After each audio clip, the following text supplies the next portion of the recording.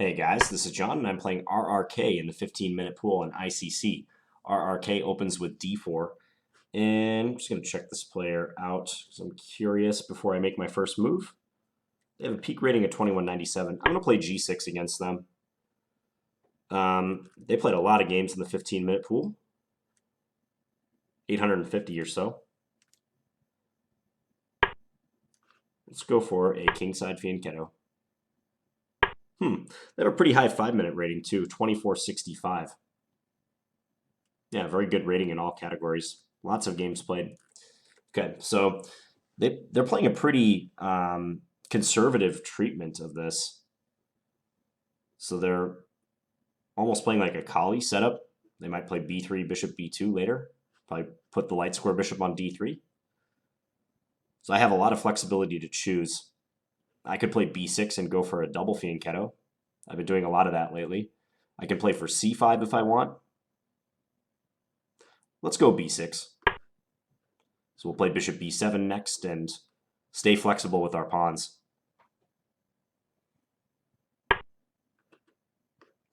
Now that they are committing to bishop b2, I wonder if c5 kind of gains in strength, becomes more of an enticing prospect. Probably it does. Yeah, let's play c5. So they're pinned along the long diagonal. And very simply, my goal is to take on d4 and ensure that I'll have one extra center pawn compared to them. So like now would be a good time to take on d4. I could wait too if I want and try to develop. Like I could play knight f6 in this position would be fine. But taking clarifies the center right away. So if I take and he takes with the pawn and then I play knight f6, they'll probably play c4. I can play d5 perhaps. That looks fine. Let's do that.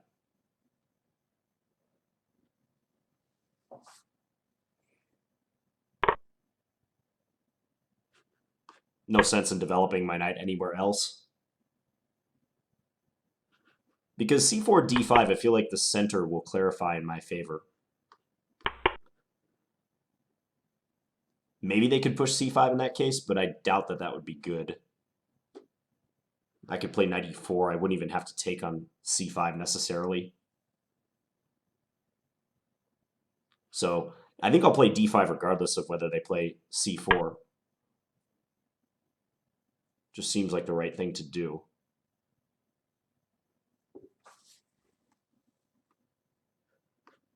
So yeah, let's play this way.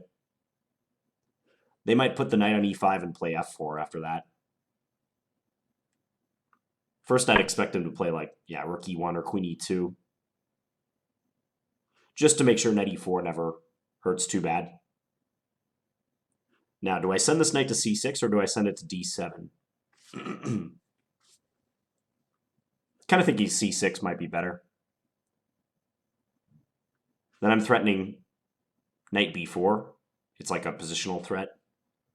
So more than likely they'll play a3 to stop that. Let's say knight c6, a3, rook c8.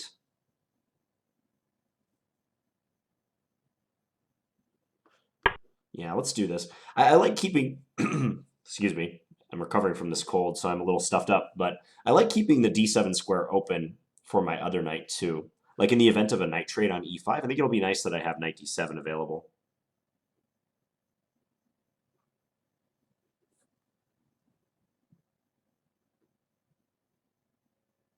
For now, I expect them to play a3. And maybe instead of rook c8, I'll wait and I'll just play e6.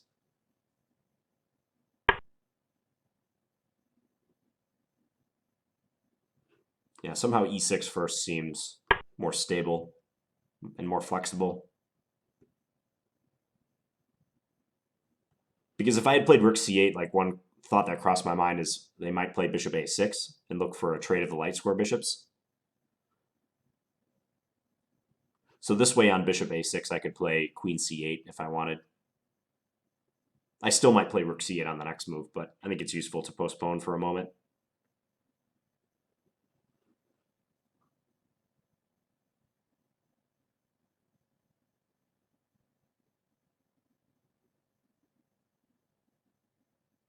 I'm considering some wacky plans like rook c8, rook c7, queen b8, rook fc8. Problem is their queen side is pretty well fortified. I'm also considering some plans involving knight e7 to f5, maybe coming to d6 and focusing on e4 again. If ever I move this knight, though, knight e5 becomes possible.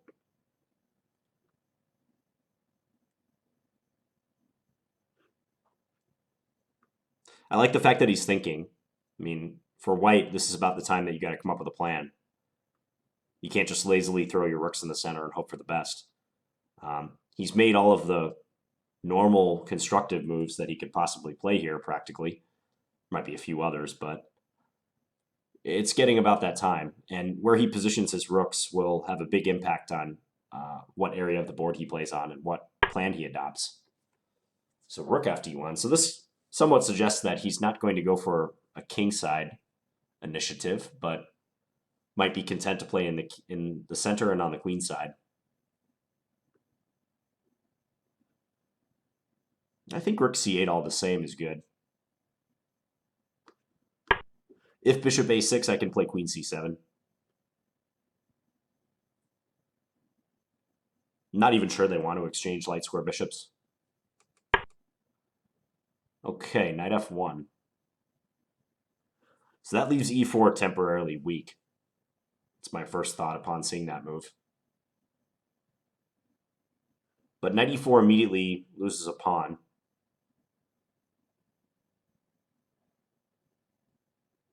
There's no discoveries or anything that are going to hurt him there. So maybe knight e7? Repositioning?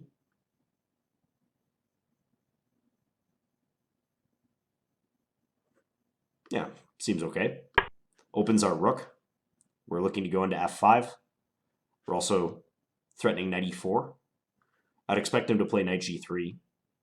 And then after knight f5, and let's say he takes with the knight, I'll probably take with the g-pawn.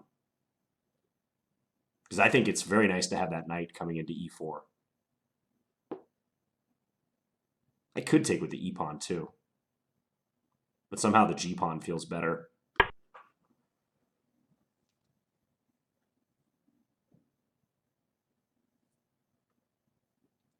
I don't know, actually.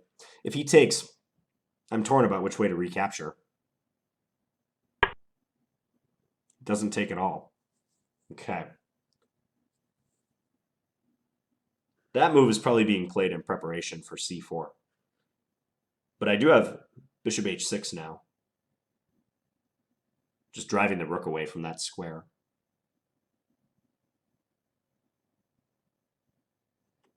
Or do I take on g3 first? Maybe take on g3. They take with the h-pawn, let's say. Bishop h6. Let's say rook b1. And then knight e4. They could still go c4 there. It's possible.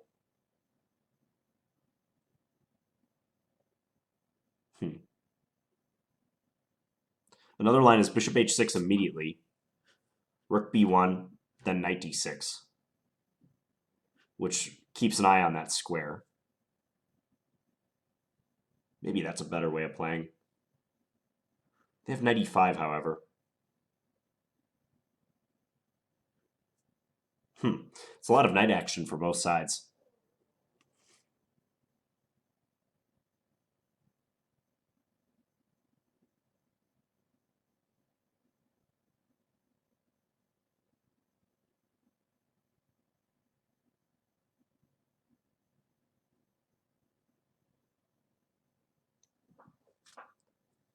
c4 is coming.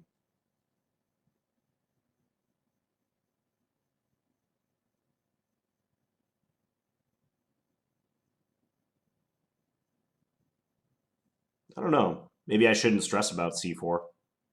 It does offer to create hanging pawns for him, so it's not completely one-sided. Like, white just instantly gets an advantage if he plays c4.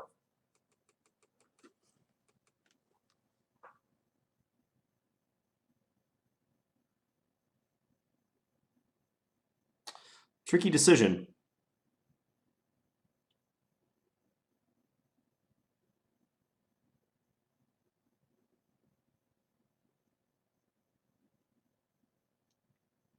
Let's start with this move.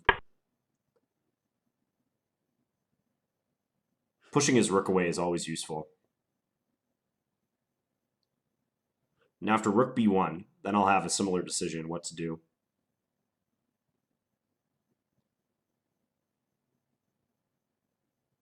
Kind of leaning towards knight d6.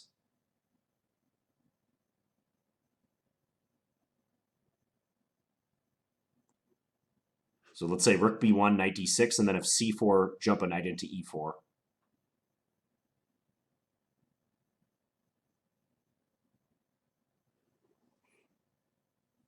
They're going to play knight e5, though.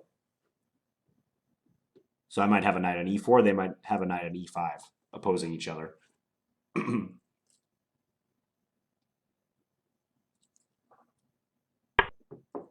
Yeah, rook b1 as planned, as predicted.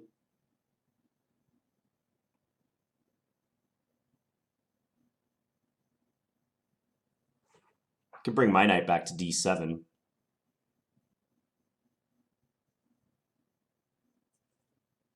Queen d6 is possible. Maybe queen d6 isn't so bad. Let's do that.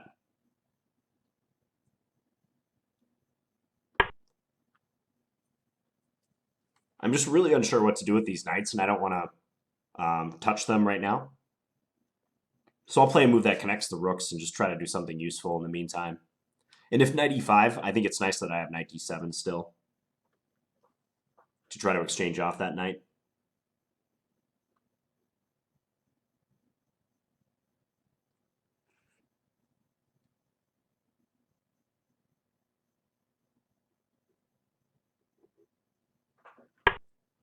Okay, they do play it.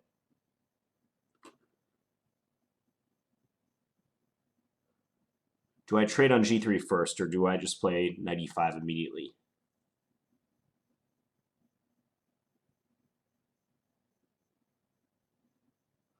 Because knight d7 immediately. If I play knight d7 immediately, does it bother me if they take on f5 with the knight? I take with the g-pawn. My king's a little open, but I don't see any tactical opportunities they have because of that. Queen h5, maybe? King g7? That's fine for me, I think.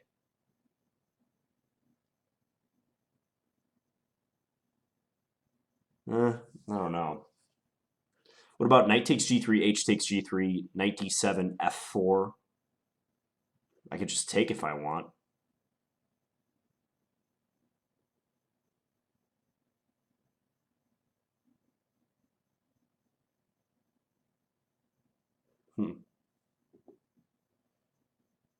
Okay, let's do this first.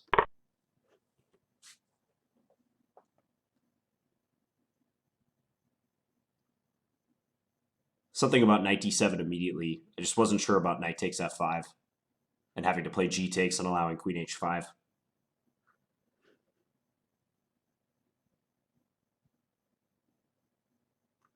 So after h takes, knight d7, f4. I can play f6 or I can just take on e5 immediately. Let's do this. First things first.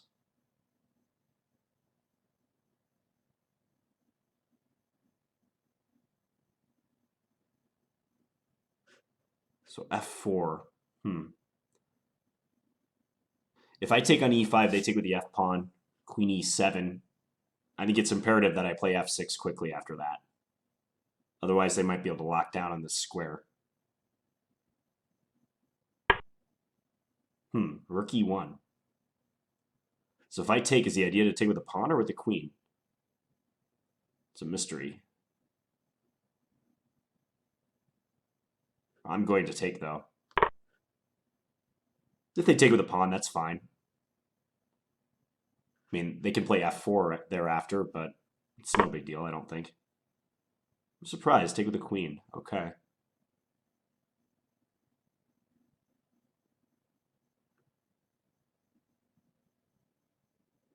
Maybe rook fd8.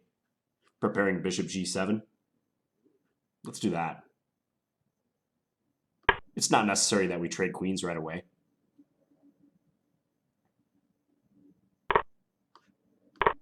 One idea now is bishop d2 to c3.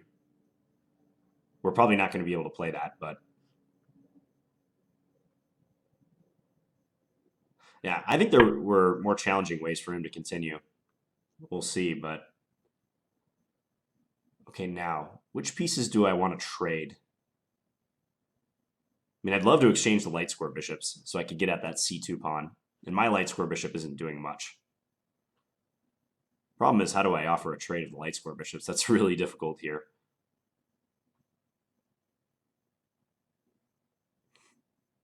I'd have to do it on b5, but how do I organize that?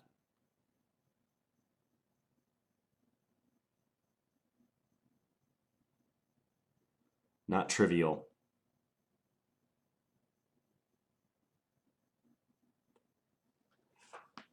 He's preparing to double and then maybe activate his kingside minority.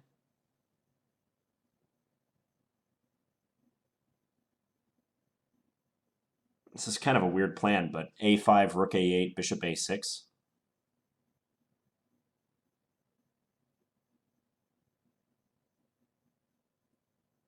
Huh. Let's pull the bishop back to g7 for now. Just remind him that d4 is weak at all times. If he doubles, like maybe h5, just to stop g4. So I feel like g4 right now actually might be a good move for white, to try to stake space on the king side. Now that we're in an endgame and it's fairly closed, the price of one move is lower. But still, it might matter. Like here, I think I should play h5. Yeah, let's do that. I'm trying to stop him from moving the f and the g pawns. And if he can't go g4, g5, that makes me feel better.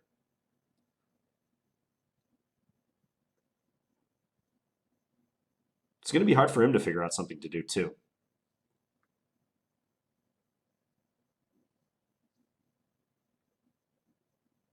In so many endgames, h5 is just a good move to have played.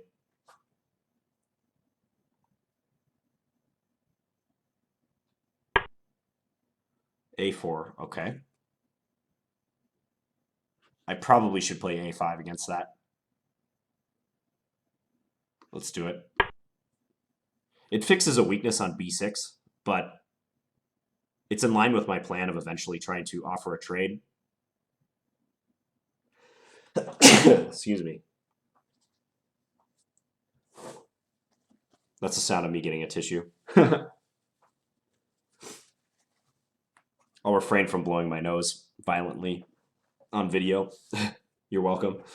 But yeah, now that a5 is played, I've at least stopped him from activating his queenside pawns as well. Maybe rook c6 first.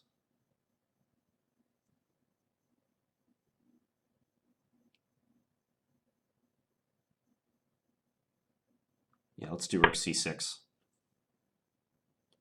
So he can't move this bishop to b5 because I take on c2. I have this crazy idea of playing rook c3, sacking the exchange, and then going and taking d4. There's a good chance it's just bad. Is he really trying to bring his king up in order to play g4? That would be interesting. Yeah, rook c3 is probably a little too much.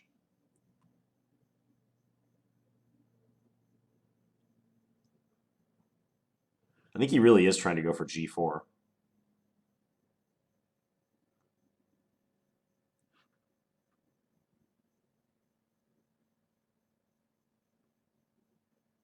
I like rook c3, and then bishop takes, rook takes, if not for rook d1. Idea, bishop takes d4, bishop takes g6. If it weren't for that, I might do this. Okay, I gotta do something, so I'm gonna go here and try to offer the exchange.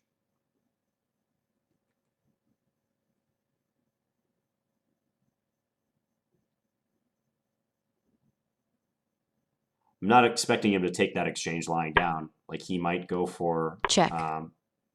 Bishop b5 or something, or c4. But we'll see. We'll pre-move that. I think he wants to trade and get my rook to a bad square. Let's bring this back. I have plans now. This bishop is pretty bad still. I can go rook b8 and then b5. That's probably the best plan, actually. If he tries to defend by playing rook a1 to a3, I always have bishop f8 later. Okay, so that's the new plan. Rook b8, b5. As we're getting into blitz mode now. It's pretty clear what I'm going for at this point. Yeah, he's going to have to go passive, though. This is not easy for him. I don't think he wants to take either. Yeah, he does that. Okay, do I play b4 or what? If I take rook b3, I'm threatening bishop takes d4. But he can just move his king. If I take rook c4, he has rook a1. Rook b3, king back. How do I increase the pressure? It's not obvious.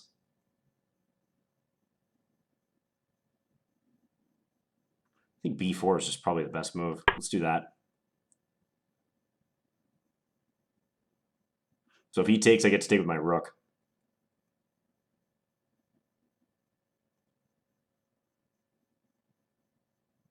And the structure is collapsing.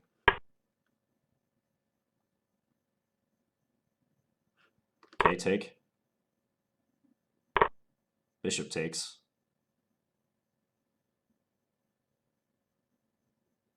Huh.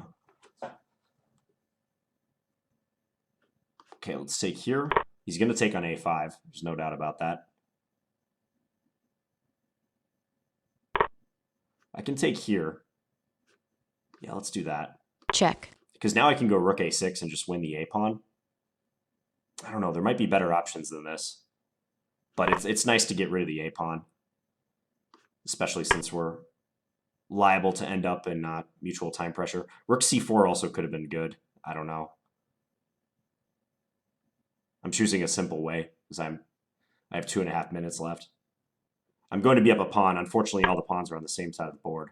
But still, this pressure on d4 is significant.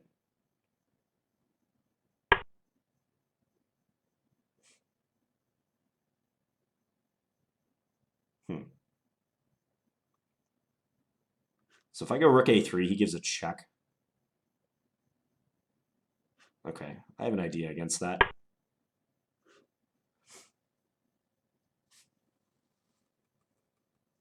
I'm thinking like rook b8 check, king h7, king d3, and maybe this move g5. I actually really like the look of g5. Because if he takes, I get to play king h7 and park my king on g6. That's pretty awesome for me.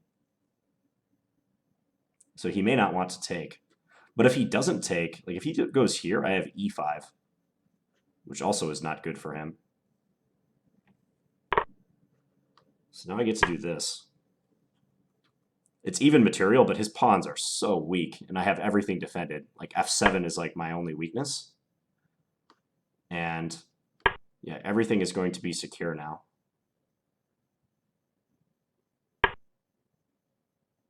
Okay, let's check. Let's try to break back and go attack these pawns.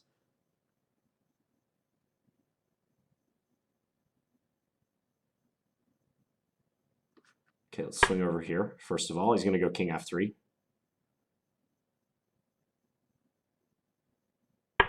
Then I go here. His bishop's going to run out of squares. He actually probably has to play rook b3 now. And rook b3, I can just take the pawn on g5.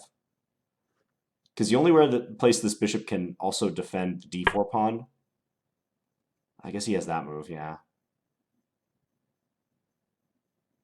Huh. He's almost in zugzwang. Let's just make a waiting move. You can play rook b8, though.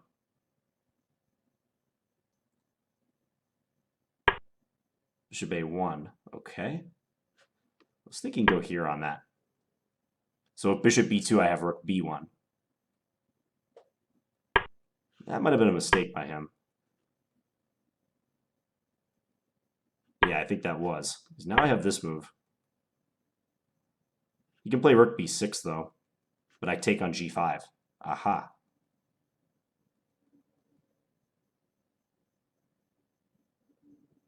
Yeah, I can take on g5. No tricks. Go rook g8. I have king back to g6, though. Now if the bishop moves to a3, I have rook b3 check. Let's go here. Remind him that the g-pawn is weak. The only thing is the time now. Let's go here. If bishop b4...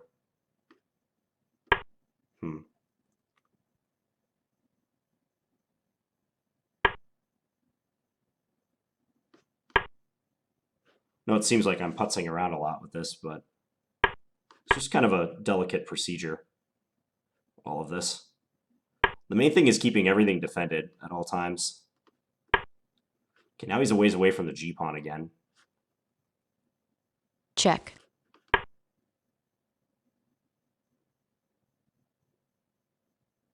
He's probably going to come back to b8. He does not. Let's go here. Go here. I think he rook c8 and try to swing over. Now I get my rook over to h8. Okay, let's do this. Under a minute. His time is not great either, though. Let's go after that pawn. If king e5, I have rook e3, so he has to play rook b4 now. Let's bring this up. I'm threatening rook takes d4 followed by e5. Yeah, this wins. Check. Check. And now I can just go king g5. Don't have to waste time going king e6 or whatnot. Winning pawn endgame.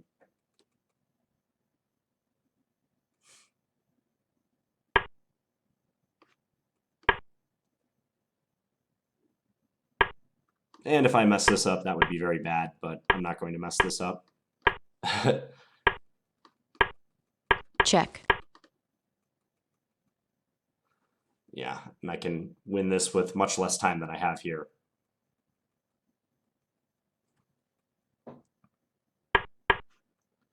Check. I'll use the keep the queen a knight square away from the king method. I like this method. It's one I teach to my students, actually.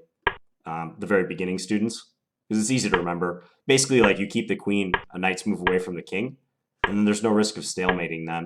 And then you just move your king in, and you checkmate. Checkmate. Okay. I like that game a lot. 94 mover, too. So, long game. And, yeah, I feel like finding g5 was key.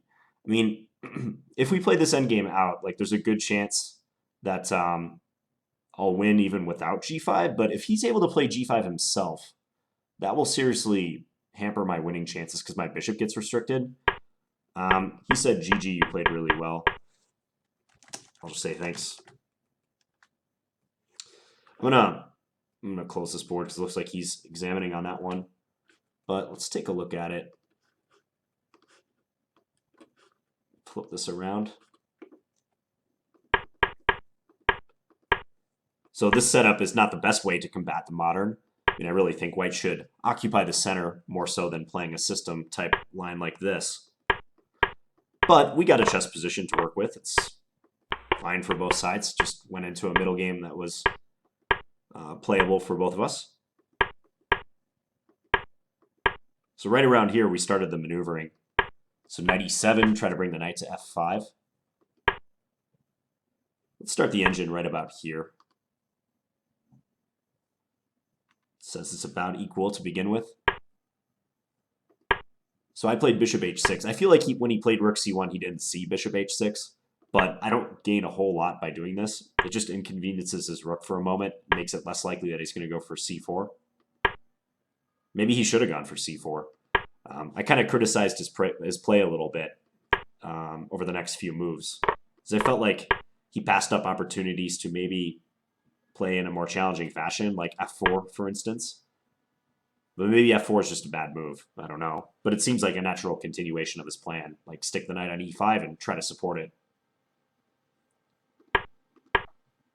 He was just content to exchange. I didn't take on e5 right away because I felt like I could derive some benefit from making him take. Also, I didn't want to give him a pawn here. I thought that might hinder my bishop a little bit. Maybe he could stick his bishop on d4.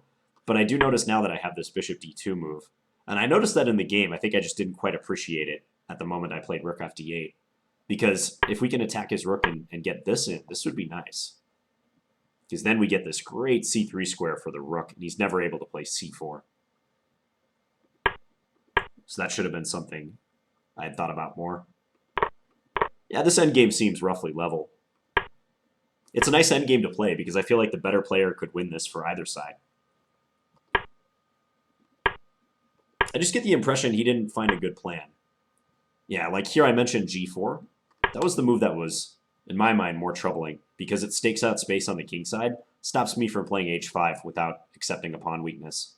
Maybe later, like being able to play g5, g4, f4, f5, that sort of thing could be useful for him. It actually leads me to believe like maybe right here I should have done something different. I don't know. Not sure how rook dd8 changes much in the event of g4. Yeah, he can play g4 almost regardless of what I do. I need two tempos. I need to move my bishop away, and then I need to play h5. So you see how as soon as the game slows down, you see how important grabbing space is? That's what I'm trying to do with h5. I'm grabbing space. I'm making an investment long-term in my position. I recognize that he is probably going to be wanting to move these pawns. The pawns are going to drive the action here. Because both our positions are so solid, like we're not going to achieve much just with piece play. How you advance your pawns, how you gain space, where you eventually make a pawn break, those are the things that are going to influence the result of the game. So that's why it was a minor victory that I was able to play h5. So a4, I went a5. And then decided to go for this plan of exchanging the light squared bishops. Check. I could see the engine's not thrilled about it. I'm not sure how much I really trust the engine right now, to be honest. I mean, these endgames, it's this is the one domain where humans can sometimes come up with better plans than engines, is in technical endgames. Yeah, c3 did seem weak, though. I wasn't quite sure why he played that move. I suspect he wanted to free up his bishop, but he creates a target on b3. If he had just kind of sat there and let me double up, but maybe just defended this weakness, like the engine's actually suggesting that he bring his king all the way over and sit on d3 and defend. That looks like a good plan because now this is securely defended. I can't invade anywhere. Also, maybe c4 is supported later. Looks like a good plan. And if I go for like rook b8 and b5 now, he can just take, and the b3 pawn is not weak. So his only weakness is on c2, and it's hard for me to get at. But he played c3 instead, and now I just adjusted my plan and went for b5. This is difficult for him to hold. Very difficult. Here I thought a little bit because b takes a4 was my original intention. Trying to do something like this, threatening bishop takes d4. Let's say he moves his king away. Rook c4, but I didn't see how to get any further benefit after rook a1. I wasn't sure how to wiggle into his position. All his pieces are tied down practically. Like the rook to the bishop, this rook to the pawn, the bishop to the c3 pawn. But how to really nail him, I wasn't sure. So that's why I went for b4 instead, which looks like a good move. This also wins me a pawn. Rook takes b3.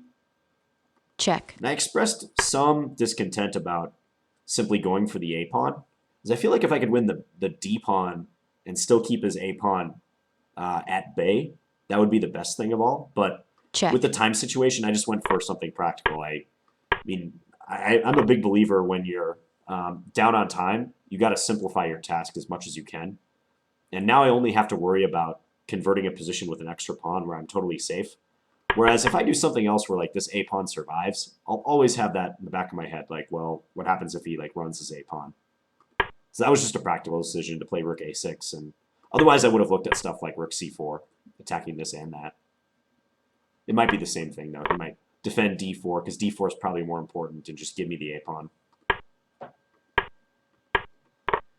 So now we get into an endgame that, is this a win for black with best play from both sides?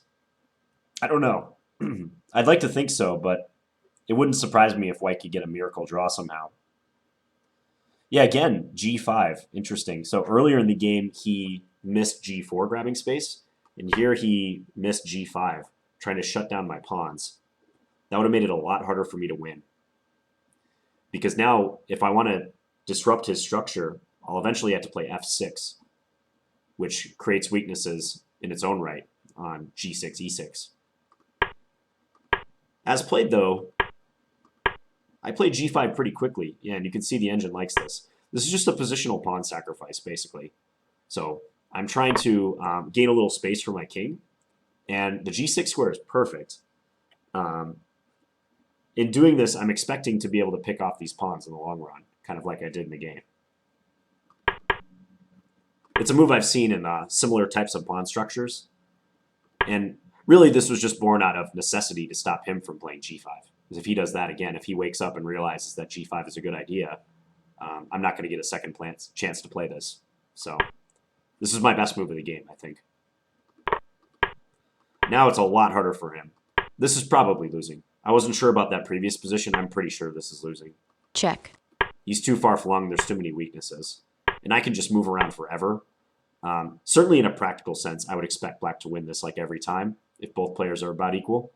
This is just a nightmare to defend. The computer like might be able to find a defense somehow. But still, I feel like black is just going to technically win this position. That said, I wonder...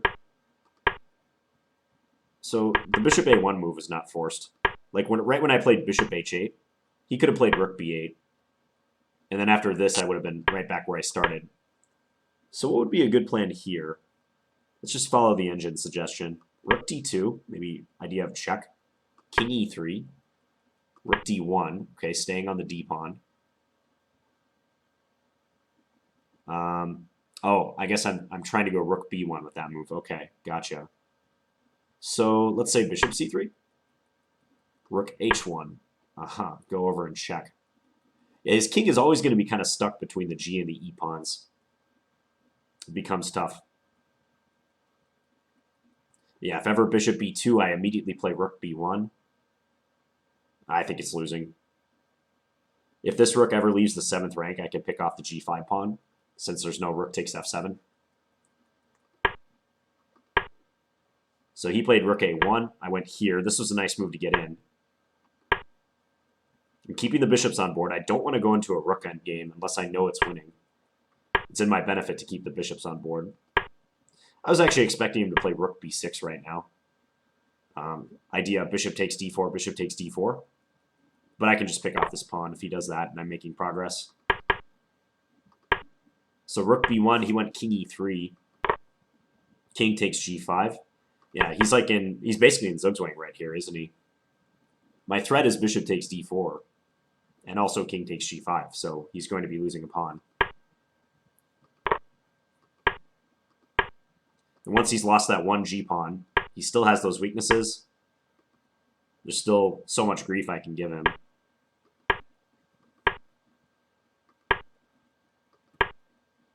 When attack the c-pawn.